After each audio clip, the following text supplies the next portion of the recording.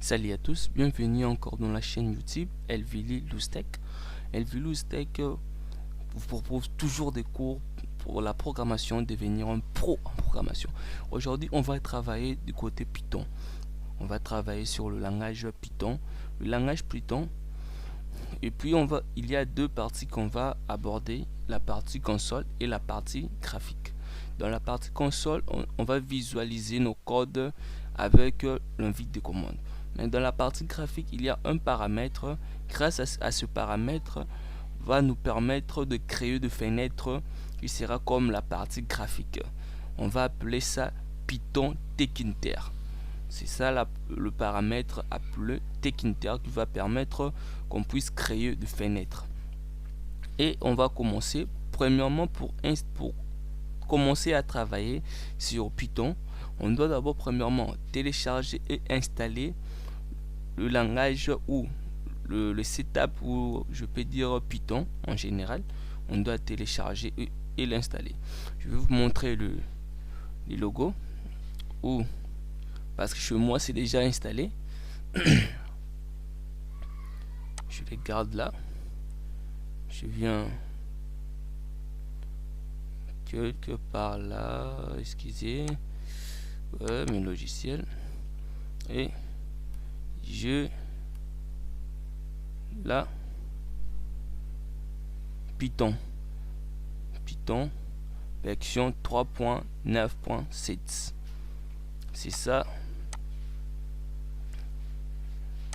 notre logiciel à laquelle on va travailler avec. Donc ça va nous permettre de bosser et de travailler sur Python. Et comme chez moi c'est déjà installé et déjà téléchargé, donc il suffit que je puisse commencer. Pour commencer, on va faire appel à l'invite de commande.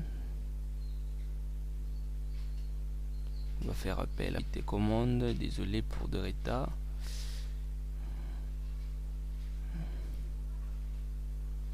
Invite de commande. Et on va l'ouvrir.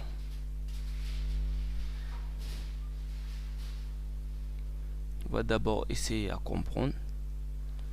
On va entrer dans la partie console de l'invite de commande ou dans l'interpréteur de l'invite de commande. On va commencer d'abord par l'interpréteur de l'invite de commande. On va taper la commande Python. Commande Python. Et puis là, on est maintenant dans l'interpréteur de l'invite de commande. Et l'interpréteur de Python, pardon. L'interpréteur de Python. On peut essayer de faire des calculs. On va voir. 3 plus 3, 6. Donc, 4 plus 67, 71. Donc, ça, on est dans l'interpréteur de Python. On peut taper n'importe quel calcul et le calcul sera correct. 1000 plus 123, c'est 1123. Ouais, ça c'est dans l'interpréteur de l'invite de commande. Ça peut aussi vous aider. Vous n'avez pas la calculatrice avec vous. Vous avez juste votre machine. Au lieu même aussi d'entrer dans la calculatrice de votre machine, vous pouvez seulement faire appel à l'interpréteur de Python si déjà vous avez installé Python.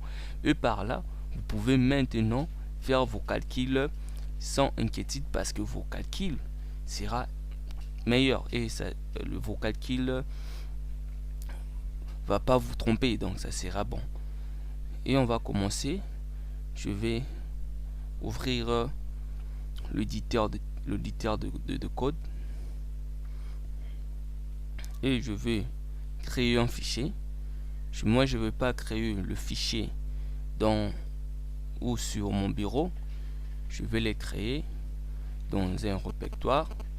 Par là je peux maintenant faire appel du fichier en question dans l'invite de commande et pour que je puisse voir le code que je vais insérer. Donc je vais entrer sur disque C, utilisateur, admin, et j'ai un dossier appelé travail. un dossier appelé travail et je veux l'enregistrer avec le nom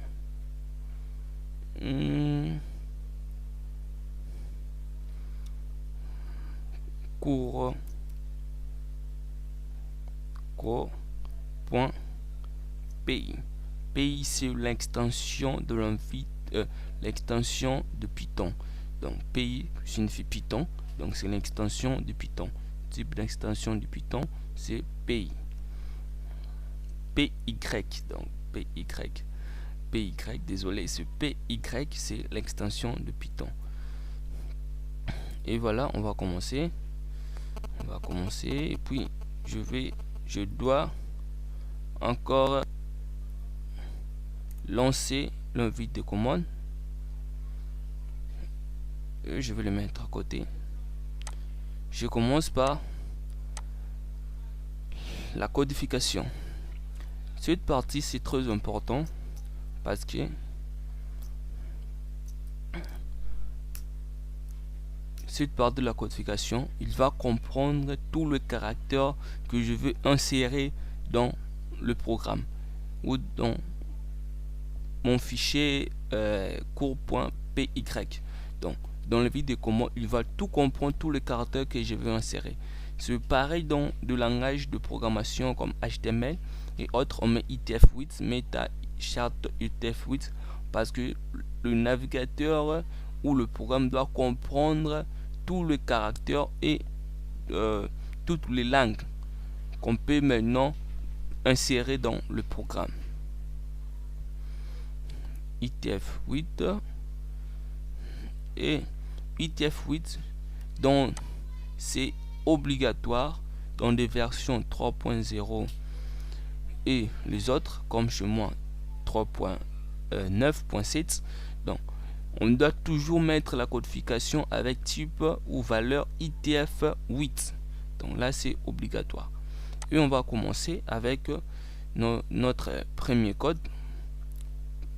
Ça c'est print pour afficher le message. Pour afficher le message, on doit taper print. Maintenant, lorsqu'on va taper print, on doit mettre les guillemets anglais ou les apostrophes. Mais les apostrophes, c'est trop limité. Ou ça peut aussi vous compliquer. Donc, une fois peut-être je mets l'apostrophe, j'écris bonjour tout le monde. Bonjour tout le monde. J'enregistre. Je viens dans l'invite de commande et je dois maintenant, comme je suis déjà dans utilisateur admin, je dois chercher maintenant mon dossier travail. Si vous avez fait ça dans le bureau, il faut maintenant taper CD comme vous êtes en train d'accéder dans le dossier desktop. Si vous avez créé votre fichier sur le bureau, donc il faut maintenant taper CD desktop. Vous êtes en train d'accéder dans le bureau. Et chez moi, comme c'est dans les dossiers travail, je mets CD travail. Donc j'accède maintenant dans les dossiers travail et puis je tape la commande Python et puis j'écris maintenant le nom du fichier cours.py. Désolé, cours.py. Enter. Et voilà. Bonjour tout le monde. C'est ça. Maintenant, si par exemple, je fais... je peux écrire quoi? L'amende. Vous voyez déjà que il va écrire une règle de syntaxe parce que il va comprendre ça comme c'est d'autres codes ou d'autres instructions, mais je le mis entre parenthèses. Donc je reprends le code python.cours, erreur de syntaxe. Donc là ça va maintenant demander que je puisse mettre, même si je le mets ici, donc ça va toujours donner les règles de syntaxe. Pour le comprendre, on doit maintenant mettre l'anti-slash. Par là, il peut maintenant comprendre ce qu'on a écrit. L'amende. Donc, pour ne pas toujours répondre l'anti-slash, c'est mieux de mettre le guillemet anglais. Par là, on peut écrire même l'amende. Et quand je viens, je fais ça, l'amende. Donc, ça, c'est mieux. Il faut mettre toujours le guillemet anglais. J'ai réécrit bonjour tout le monde.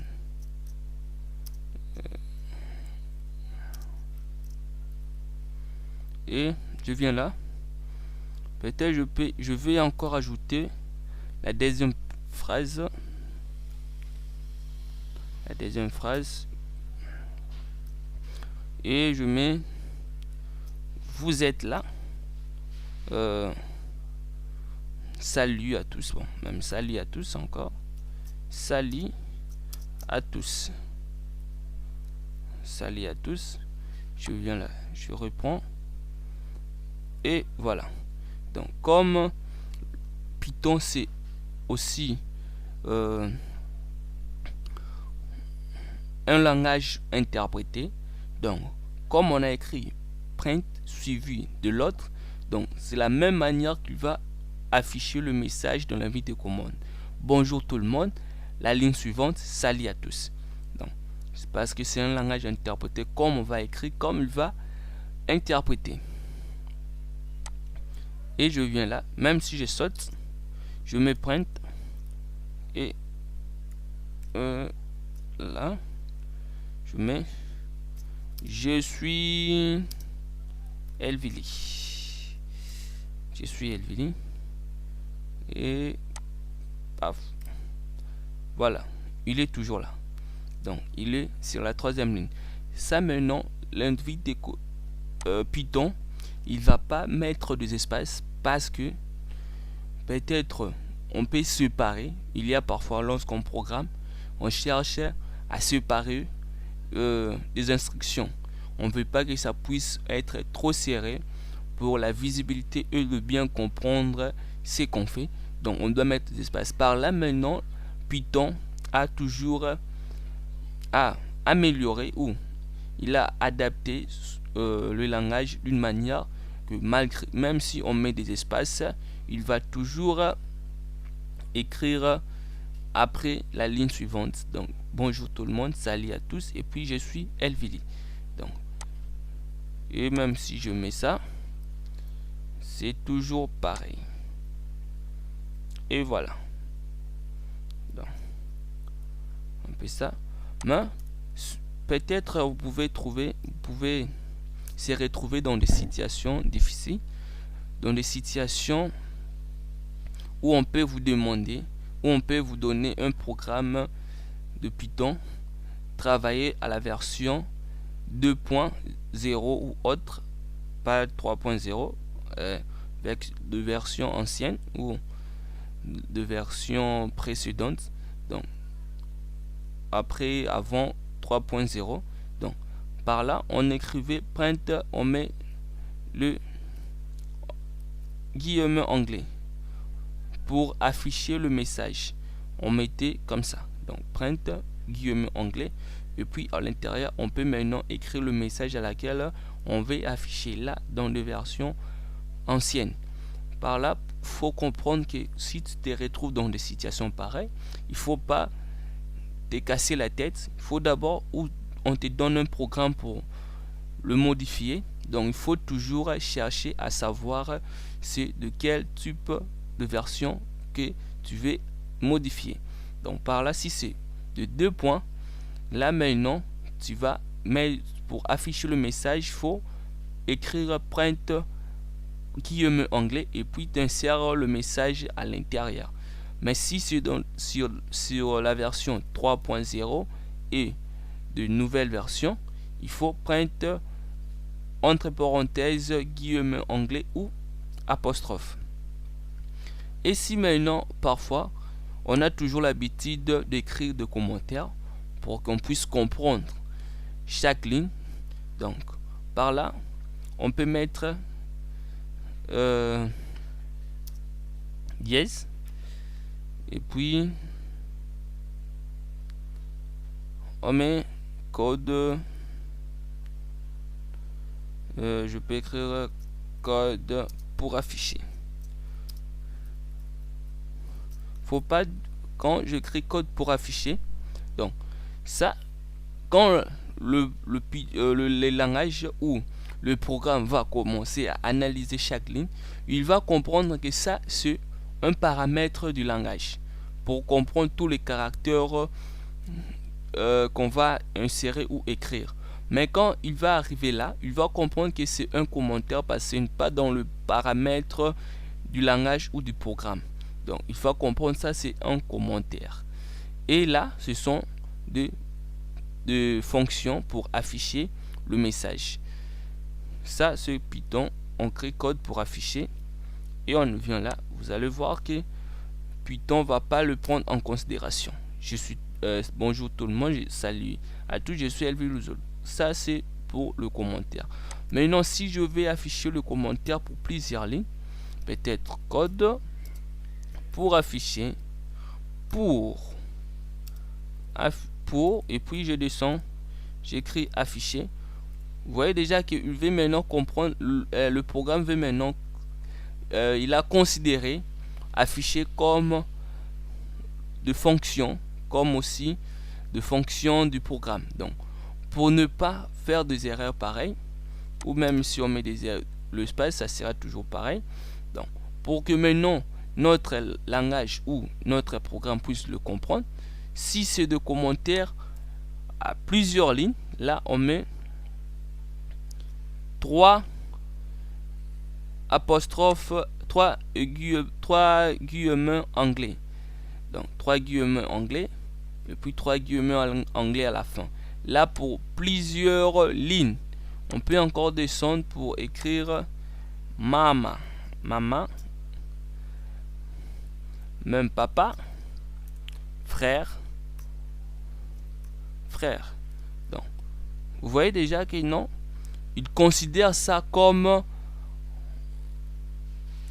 le commentaire. Il considère ça comme le commentaire, malgré ce plusieurs lignes. Mais si on mettait le dièse, il va comprendre ça que c'est juste, il va prendre en considération juste une ligne. Mais comme c'est plusieurs lignes, on doit mettre 3 guillemets anglais au début et 3 guillemets anglais à la fin. Donc pour aujourd'hui on se limite là, on se retrouve à la vidéo prochaine. Merci à tous.